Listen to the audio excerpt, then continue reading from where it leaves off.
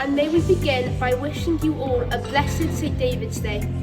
On this day, we give thanks for the nation and the people of Wales, for all who call this land home, and for the shared history, language and culture that shape us.